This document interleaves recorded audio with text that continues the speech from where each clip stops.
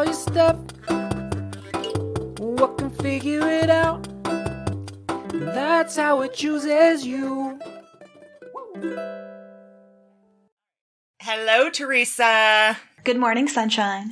Good morning. Is it sunshiny there or is it rainy there? It is not. It is not raining, but it is fully dark in the west. It looks like Mordor over there. Although Mordor would be in the east, I guess, but whatever. It's very dark on the horizon. And I ran some errands this morning and it was very humid and I got mad. And I was like, why am I so fucking angry? And then I was like, oh, it's humid. The weather's, lightning, and lightning just flashed. Ooh. So we'll see how it goes, you guys. Maybe this episode will devolve into you listening to a thunderstorm and it'll turn into an ASMR episode. There you go. Put it on, go to sleep. Wait, don't do that. Did you hear this? You hear the thunder? I didn't, but I'm sure I will when I edit. Yeah. This is our new concept, everybody, which is nature sounds while recording the podcast. Yeah. That's right. It's entertaining stories plus ASMR. Two things that don't really go together. We found our concept. We have it. The Venn diagram works now. How has your week been? What have you been doing out there on the farm? Oh, we've been gardening like crazy, and it's been wonderful. However, as you know, we had a little storm this week. Yeah. We got a little over an inch of rain within the span of 3 hours, which in agricultural terms and sustainable agricultural terms is called a shitstorm. Claire sent me this video, you guys. Let me tell you about this video she sent me. Out of nowhere, she sent me this video. And she said, well, I understand more about our seasonal creek now, or something like that. And the video was of pasture with little tufts of grass in a giant puddle, like a 4-acre puddle, and with a deep river running in the middle of it. And I was like, ooh, this is a very harsh landscape Claire exists in. It's very harsh out there. Yeah. I think the thing that tripped me out was that it was a little over an inch of rain. Right. It wasn't like a 5-inch downpour where we're getting half of our annual rainfall within the span of an hour. It took very little to seriously fuck everything up. So the funny thing was that morning, Tim and I had gotten a flat tire on our way to the mail box. Welcome to country living. That's right. So we had borrowed my cousin's car and gone to town, and we showed back up, and this is what was happening. And of course, we knew there was going to be a storm, but we had no idea the scope of what was going to happen.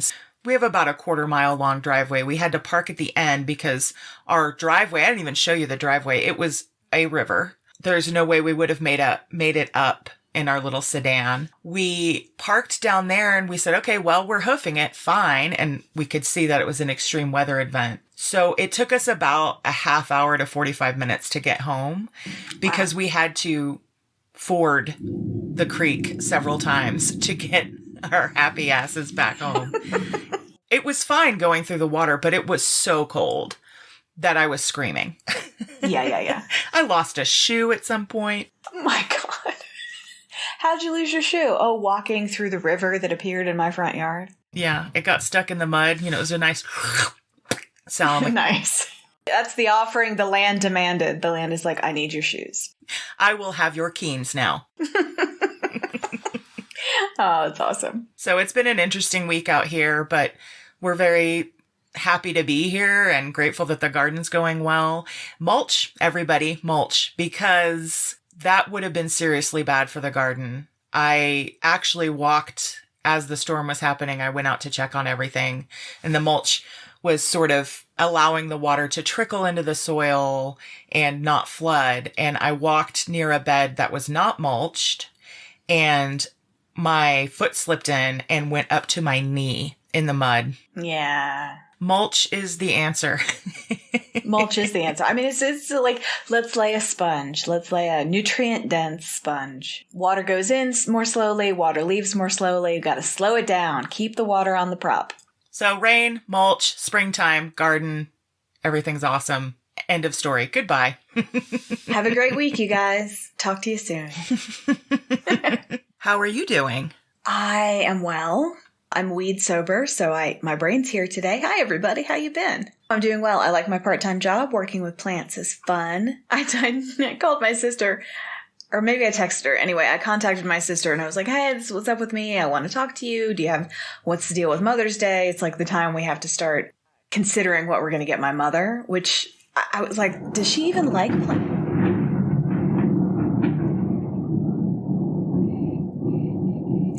So let's just say it now. I may lose power. And we'll deal with that when it happens. It's intense out there. It's not raining yet, but there's definitely lightning, and you heard that thunder. So yes, my mom only likes quilting. I don't know why. I was like, she has jade plants in the back window, but she's getting to the point now, bless her, where she may not remember that she has plants. You know, it's not going to be an everyday kind of, like, she can't be handed something that must be kept alive. Right.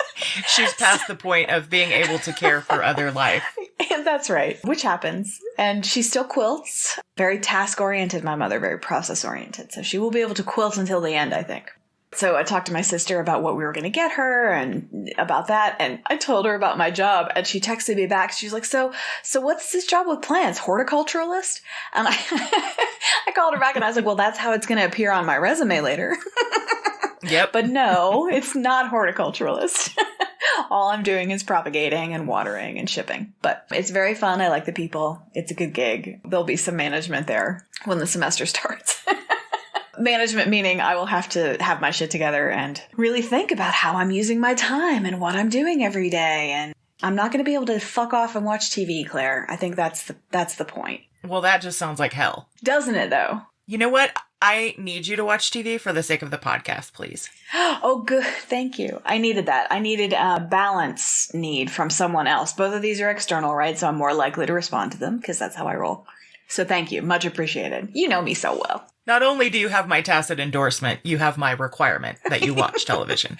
This podcast requires that you watch TV. Awesome. Because I was going to do that anyway. Oh, I do have something I want to share, which is that I had a moment where I decided I was going to use this beautiful Japanese paper that I've had forever to cover boxes so that I could keep shit in beautiful boxes instead of in just random fucking trays. I love that. Isn't it so pretty? Everybody, it's a little bit like a Japanese woodcut paper, blue and white. It looks like waves or like clouds. A little gold in there. Oh, so gorgeous. What a great idea. Because I've had that paper literally it's been 15 years at least.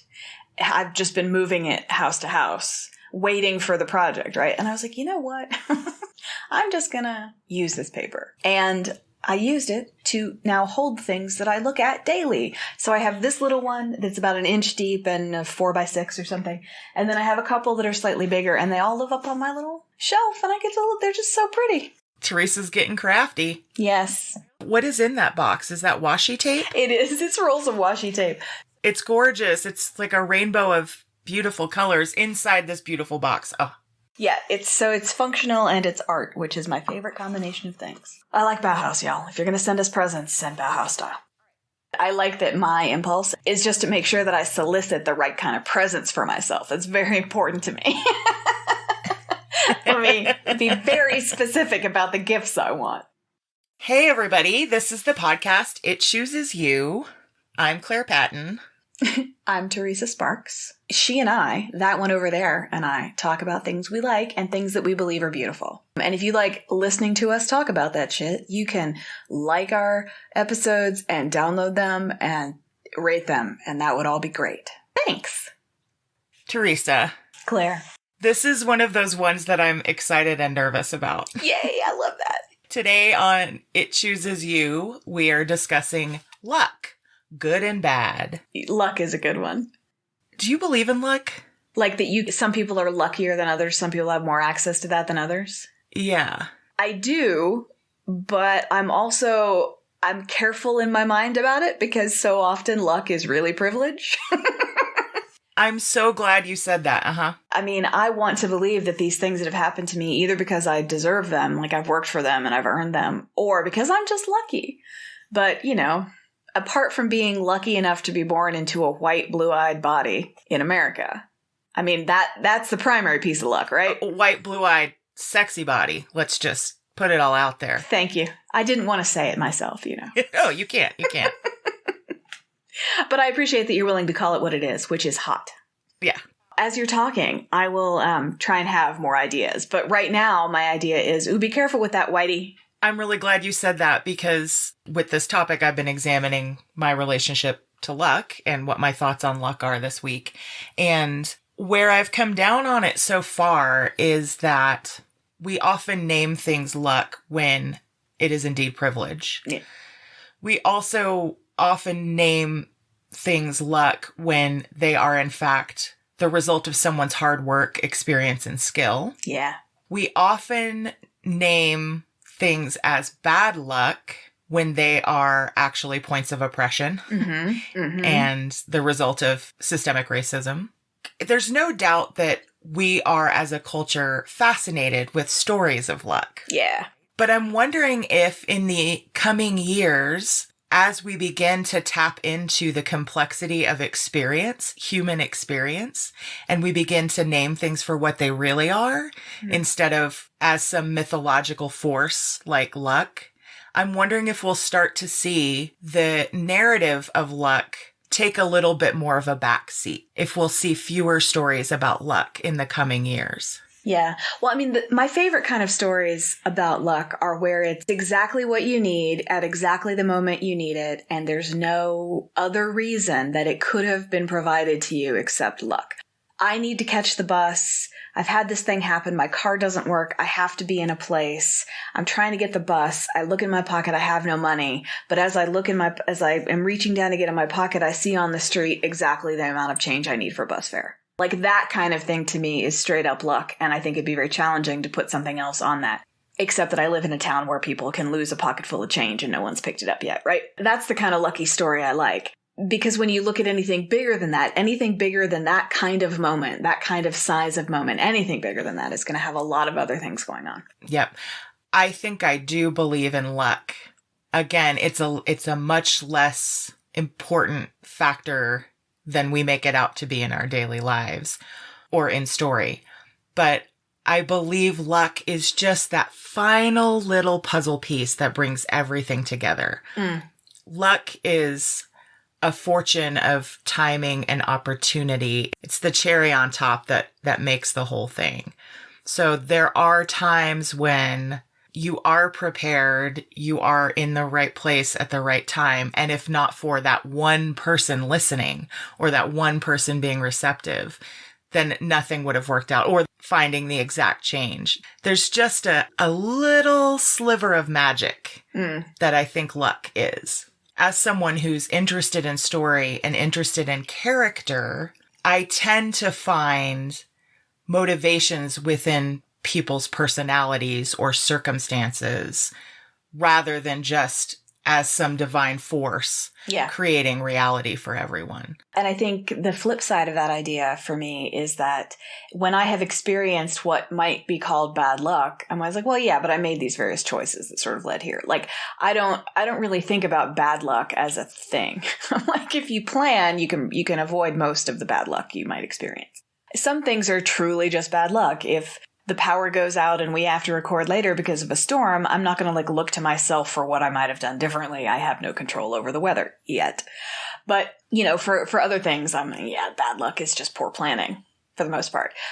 And because I think that bad luck is mostly just poor planning, when I experience good luck of some kind, that I feel is actually good luck and not just a result of planning or desire or whatever. When it's a confluence of events involving people and institutions and ideas that I don't have any control over and may not even know about until the moment that we intersect, that's an expression of good luck. It's like, I don't have any control over this, and yet it all still happened exactly as it needed to for this awesome thing to occur in my life for the moment. Mm-hmm. Yeah, there's luck and manifestation occupy similar real estate in my head for some reason. I'm just realizing that as I'm talking. And I saw a really great meme once, maybe you manifested it, maybe it's white privilege. And I was like, yeah, that's, Because manifesting is sort of having an idea and then putting it into the world in a practical way, right? And there are a lot more paths, and the paths are a lot more open if you have a lighter skin tone in this country. So, Very true. And there's a reason why the stories I'm telling today are about white men and crews of white men. White men are just so lucky. Right.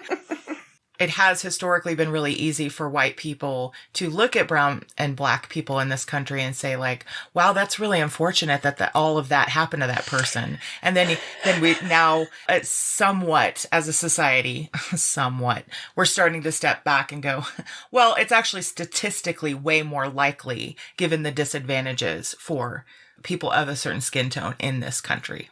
Right. And so fortune or luck really doesn't have very much to do with that. Like that's actually just invisible structure that's keeping that in place. Yeah. Well, when you said crews of white men, now I'm like, are you going to talk about astronauts? Are you going to talk about sailboat crews? You don't know. Are you going to talk about sports teams? You don't know. It's killing me. I like knowing everything. Teasing you. I just want to say one more thing before I launch into my stories here. What I really do believe in sometimes is serendipity, which is a specific manifestation of luck. But for me, serendipity is that day, as you're describing and finding the bus change. It's the day when you're just on, where you have multiple occurrences of being in the right time at the right place with the right people doing the right thing.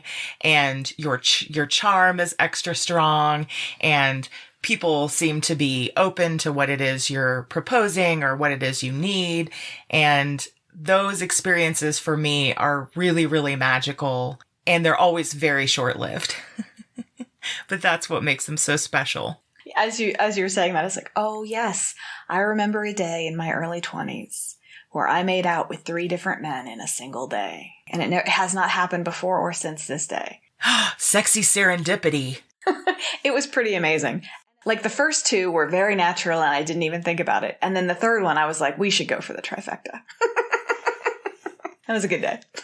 It's all happening. That's right. Yes. Serendipity is a state of mind. I think it's a flow state. Yeah. Mm-hmm. Rather than a flow state of writing or a flow state in cooking or a flow state in music or dancing. It's a flow state of existing in the world. Yeah. I'm into that. That's a good frame. Teresa. Claire. Are you ready? More than you know. I think I'm going to leave my sources till the end. I'm going to start today with the story of Timothy Dexter. I don't know him at all. Okay. This fucking guy. This fucking guy. Timothy Dexter was born in Malden, Massachusetts in 1747. He came from a poor family, and he actually ended up dropping out of school at the age of 8 to work as an indentured servant on a farm, and then became a leather worker. So he picked up a trade. He did. Probably good. He relocated to Newburyport, and within a year, he set his sights on and married Elizabeth Frothingham, a wealthy widow. Ah. Gold digger. No, I ain't saying he a gold digger. She's like, I just love your leather work. Make me another purse with flowers cut into it. Dexter married wealthy, obviously, and he had this really strong desire to fit in with the elites. Oh, don't we all? But now he actually had the means to try, right? I'm going to get the finest cravat in all the land. Yep. Anything, just so you know, that happens in this story, the motivation is, well, I'm pretty sure other rich people do this. Okay, great. So, well, I'm pretty sure other rich people do this. Okay, great. Another very good frame. Got it. Yep. The first thing he decides is that wealthy people are involved in local politics. So he decides he's going to become involved in politics. He started making petitions to the local government body to be included. So he wanted a position of authority within the town. I just love the idea that he's like, I want to be involved in politics. And then he just writes people and demands they give him a job in politics. Yeah, basically. Needless to say, the elites were not into this idea. Who the fuck is this guy? Timothy Dexter. He married who? Look at that cravat. That won't do it all. He wrote so many petitions to them that they finally gave in. Oh, man. Okay, so we know that's been a tactic for a very long time for a certain section of the population. But they didn't want to give him a real job. Yeah. So they made one up for him. He became the local informer of deer. Wait. Okay. The informer of deer. Do you want to guess what that is? Yes, absolutely. So I'm pretty sure that this is right. I'm pretty sure an informer of deer is the person who's responsible for telling all of the local wildlife populations about decisions made in the town so that they can take it back to the wildlife government and make sure that the wildlife government is also on board because we work together with the natural landscape, right? So he's basically the liaison between the townspeople and the deer population. Yeah, that's right. He's the political attaché.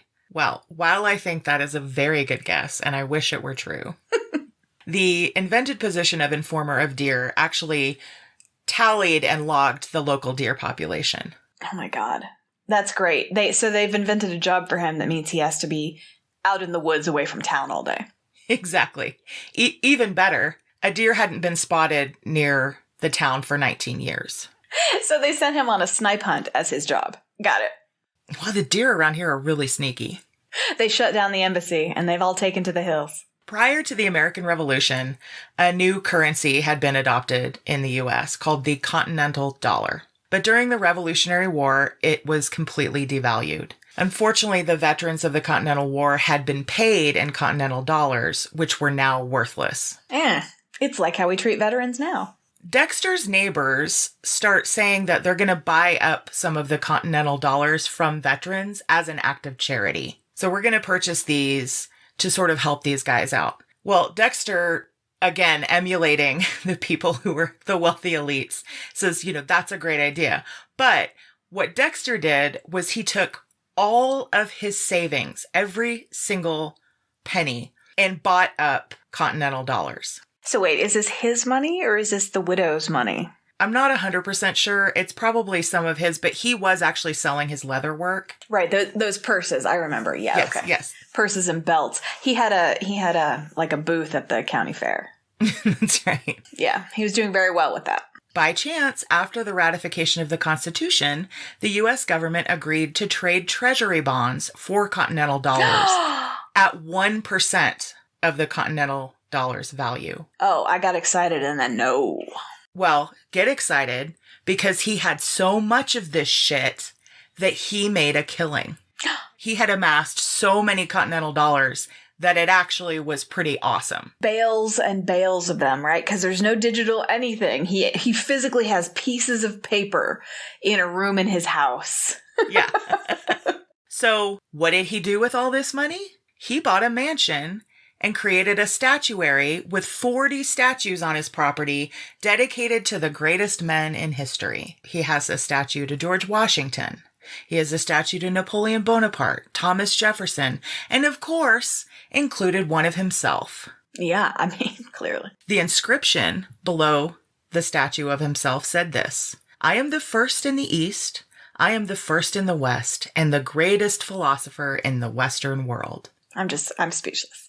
Well, he wasn't. I mean, he learned a trade on his own, but really all he did was marry rich, and now he's the greatest philosopher in the Western world. Yep. Okay.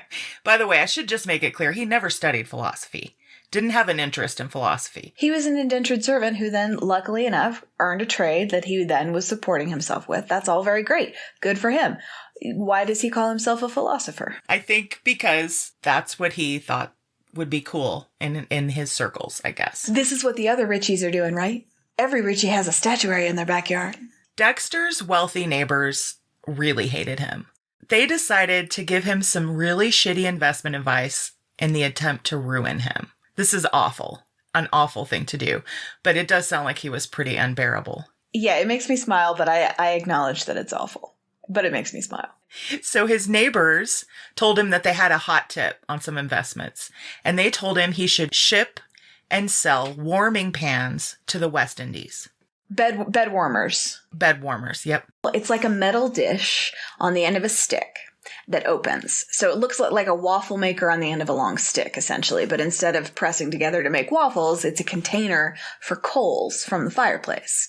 So you put the coals in, it warms up the bed warmer, and then you slide it under the covers to warm up your bed on those cold Massachusetts nights. That's right. So obviously not super useful. In the tropics. He takes these 42,000 bed warmers to the West Indies and realizes no one's going to buy a bed warmer. Everyone's standing around him just sweating all the time, looking at him like, you want us to try what? Do you not exist in the same physical reality that we do? Are you not also sweating, sir? But the pans proved to be really effective ladles for the sugar and molasses industries.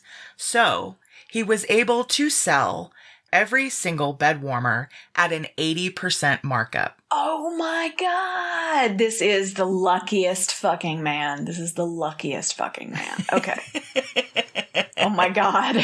Of course. That's great. He's like, well, I have these things. If I break them in half, it's now 2 ladles instead of 1 bed warmer. Oh my God. I love it. So at the time, there was a colloquial phrase used that was carry coal to Newcastle. Newcastle, England is a hub of the coal industry. So carrying coal to Newcastle basically meant doing something completely pointless, right? Yeah.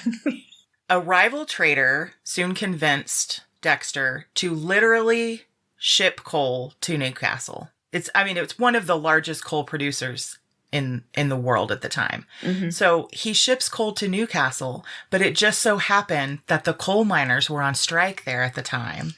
And so he made an insane profit yet again off this coal. I have to ask now. I want you to jump ahead for me if you would, because I'm going a little insane. I want to know if he did anything worthwhile with his life. Did he help anyone? Did he ease the burden of living for another human soul? Did his wife like him? No, his wife did not like him. They didn't get along. He disliked his wife so much that he just told everyone she was dead. And when they were like, yeah, well, who's that lady at your house? He was like, oh, that's just her ghost. Oh my God. Okay. I think he did 2 best things for the world. One was being so crazy that I have this amazing story to tell. Yeah. I mean, it's certainly going to make our day and now your day, you all. It's going to make it better. The other greatest thing he ever did was die. The next thing Dexter did, so his town had this huge stray cat boom in population.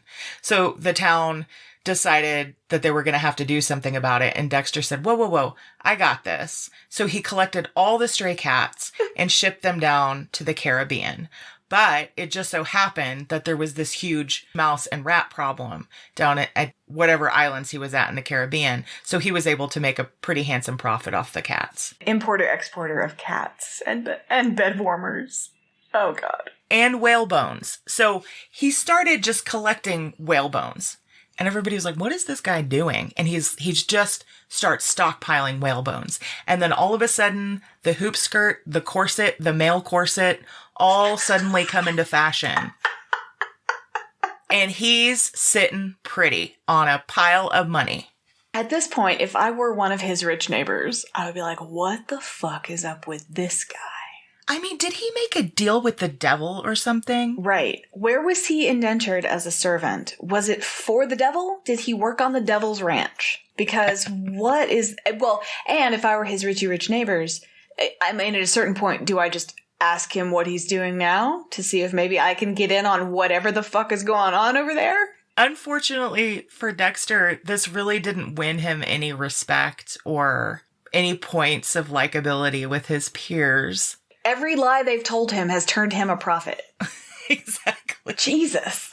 At this point, Dexter enlisted the services of Jonathan Plummer, a poet and fishmonger, to write homages to his greatness. Because if you're a poet, you have to have a day job. Yep. Fishmonger. Here's an example. Here's just a few lines of Plummer's work in honor of Dexter. Lord Dexter is a man of fame. Most celebrated is his name. More precious far than gold that's pure. Lord Dexter shines forevermore. Now, you might have noticed it said Lord Dexter. I did. Okay. He was not a lord. Right. He's also not a philosopher, and he has no problem calling himself that, so. Basically, anyone he paid, he forced to call him Lord Dexter. Okay. I have a connection to that is maybe not appropriate. Okay, but I'm going to tell you anyway, which is that I re-listened to an old My Favorite Murder, which is a podcast I love, as we all do. I re-listened to an old one while I was at work. And John Wayne Gacy, when he owned Kentucky Fried Chicken restaurants, used to make his employees call him Colonel. Oh, God. That's so gross. So making people call you Colonel and making people call you Lord, when you're neither of those things. This seems related somehow. Imagine the resentment building up among his not peers. They are absolutely, in their mind, he's not among them, right? But neighbors. And just imagine how much they fucking hate this guy. Oh my God, they had to hate him so much. I mean, there's nothing worse than seeing someone you seriously dislike or hate succeed. Right, and you're actively trying to sabotage him and it's not working. Like, what do I gotta do? Kill you? Is killing you the only solution here? Okay, so he's got a poet, right? At this point, Dexter learned that the great Italian poets were crowned with wreaths of laurel. And he thought, this is great. I'm a nobleman. I have my own great poet. So I should crown him with a laurel, but he didn't have the appropriate material. So he went ahead and made Jonathan Plummer a coronet of parsley because that's what he had in the garden. Imagine that fishmonger at the fish market in his stolen moments, scribbling out texts in honor of Lord Dexter in his wreath in his hair of parsley that was granted to him by his patron. Wilted brown parsley. It's probably like getting a little sweaty and flopping down in his eye, you know? Parts of it are black because it's been touching the sweat coming out of his head.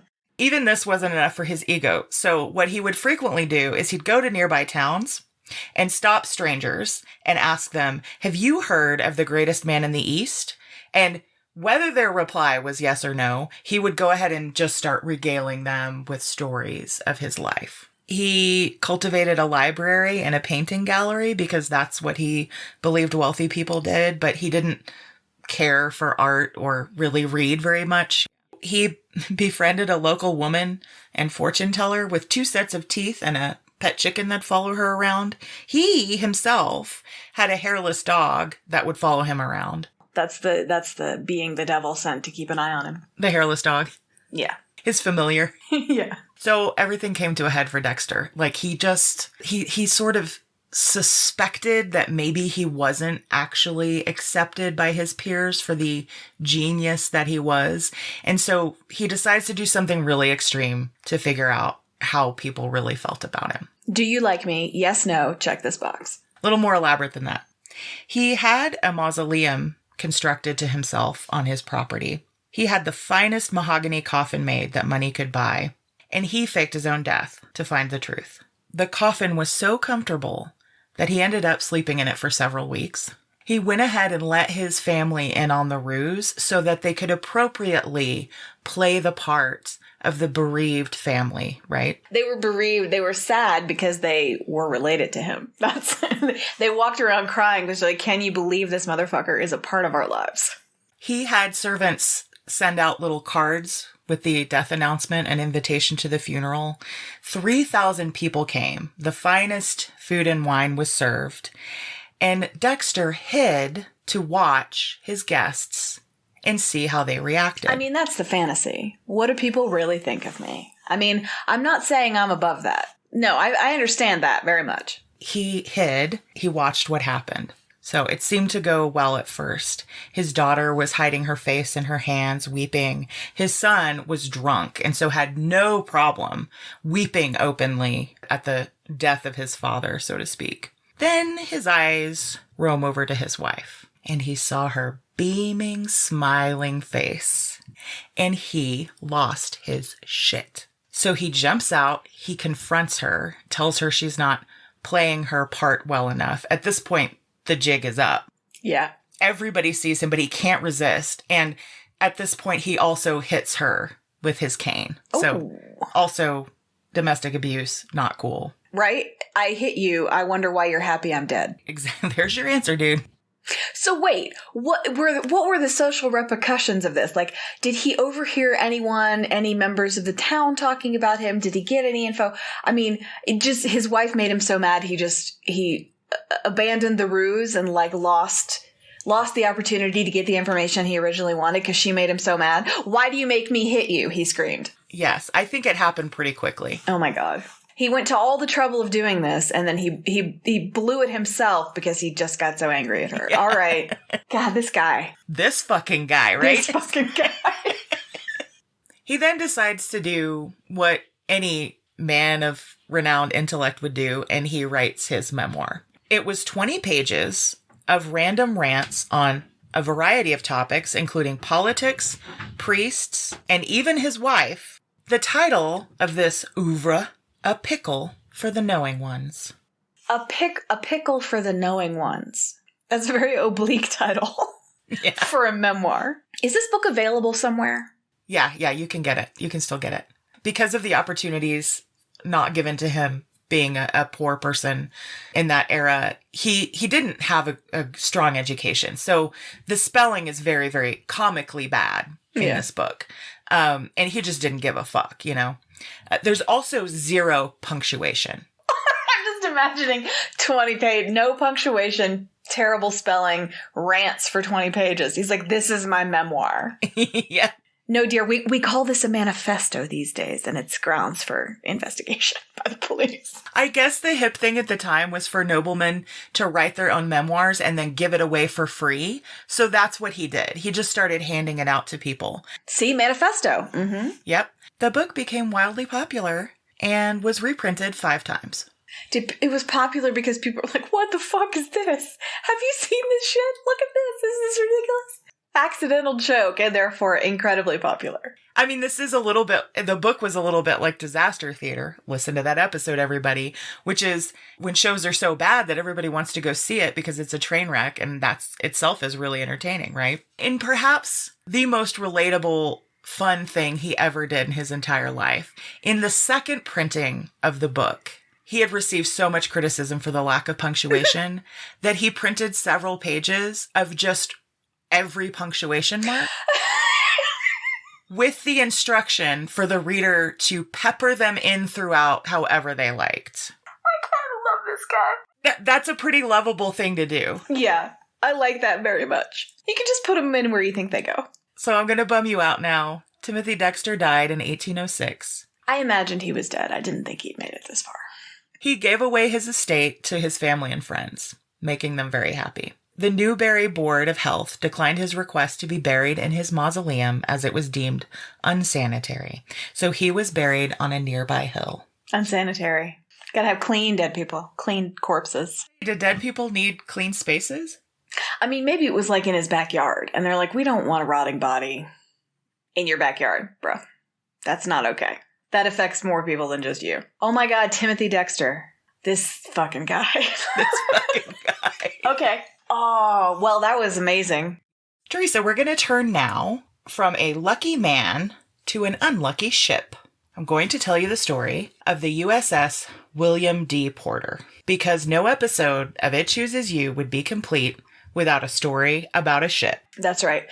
For 2 landlocked residents, we are deeply invested in seafaring life. This is true.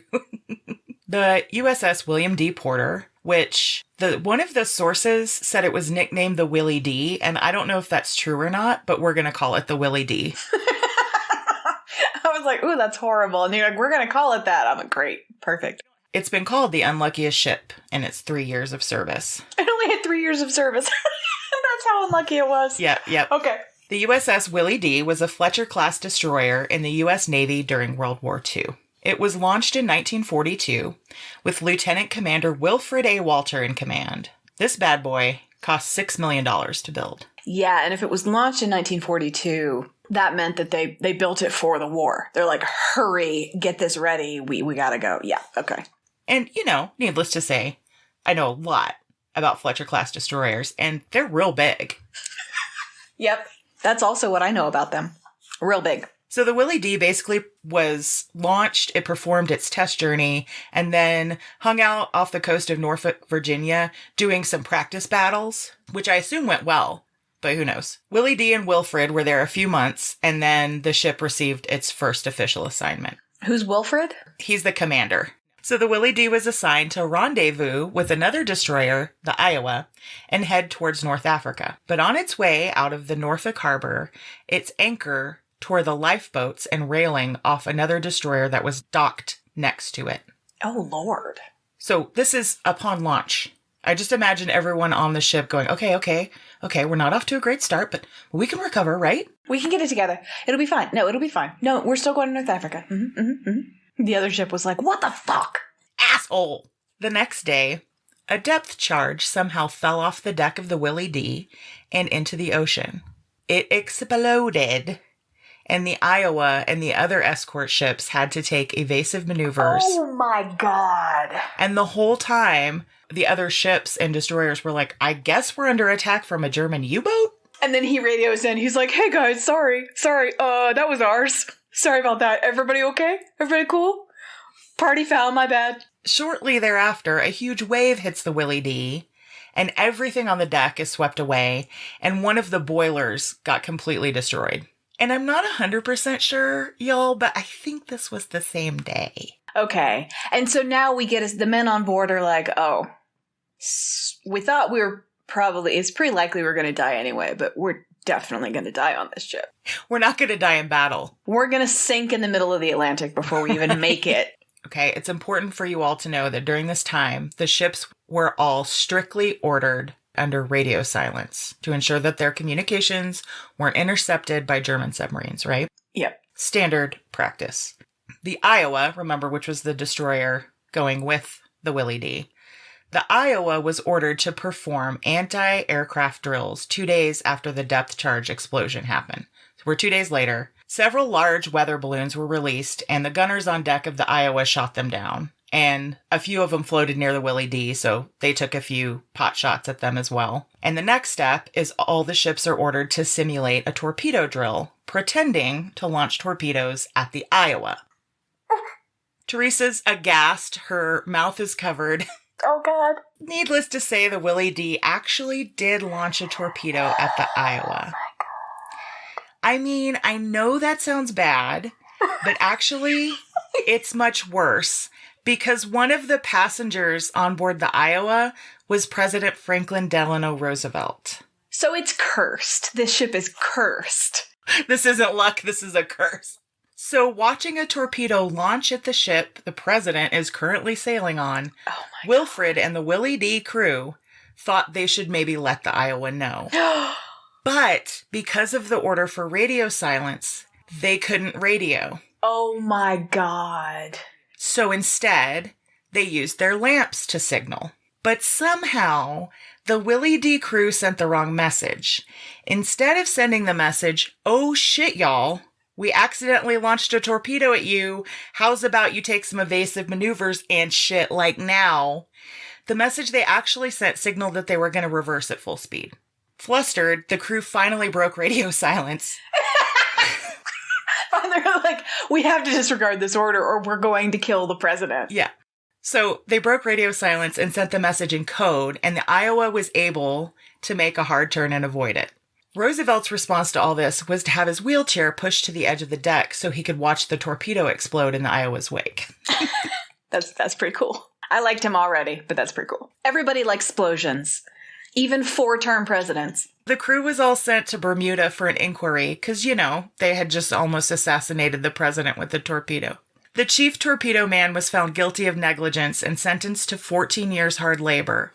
But FDR intervened on his behalf and commuted the sentence, saying, look, this was just an accident, you guys. Everybody makes mistakes. Yeah. Oh.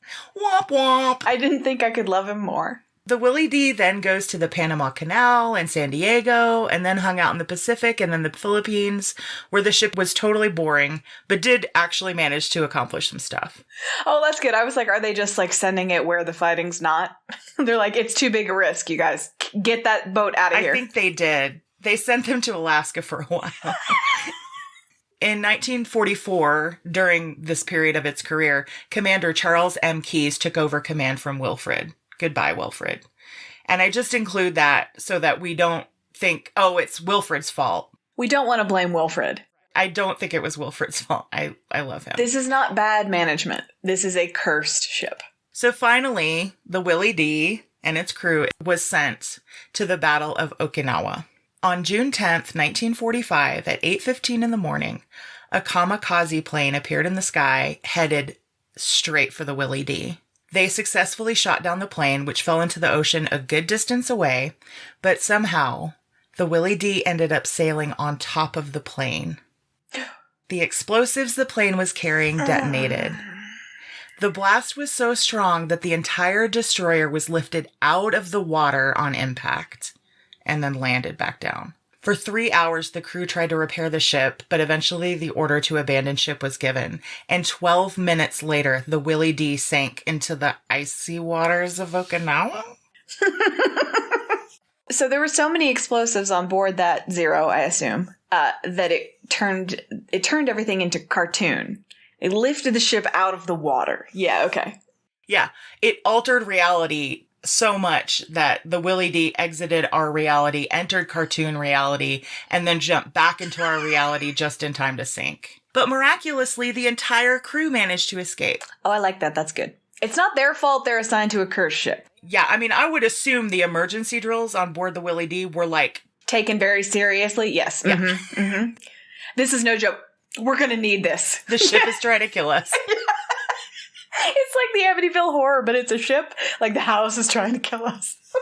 And that is the chaotic and entertaining story of the USS William D. Porter. My sources for these stories, Wikipedia, of course, y'all throw them some money. My other source is a YouTube channel called the Sam O'Nella Academy. He makes animated videos about interesting stories in history. The two I've used for these stories are called The Dumbest Rags to Riches Story and World War II's Unluckiest Ship.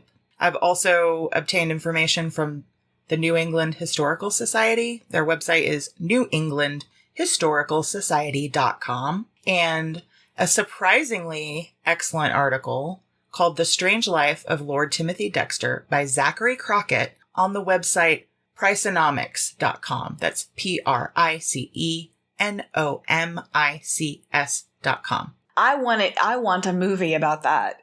You never see a slapstick comedy about World War II. I wonder why that is. Here's my pitch for the film. Okay, it's like the Bad News Bears, but it's on the ocean and set during World War II. The first thing we're going to do is we're going to hire actors. The next thing we're going to do is buy cameras. Then we're going to film the shit out of this thing. It's going to be a huge hit.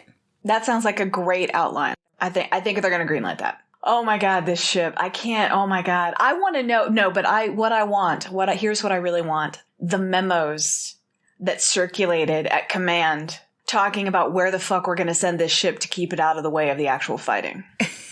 Like, where can we put it so that we aren't endangered by whatever the hell is going on with that ship? Alaska, good choice. Totally great choice. Panama, ooh, that's so great too. Panama's perfect. Nothing could keep this ship on task. Nothing. Doesn't matter where you send us. We will find a way to fuck it up. That's the Willie D way. Thank you so much, Claire. That was great. Thanks for joining us, everyone. This has been It Chooses You, and Claire has just shared the story of, Timothy Dexter and the Willie D.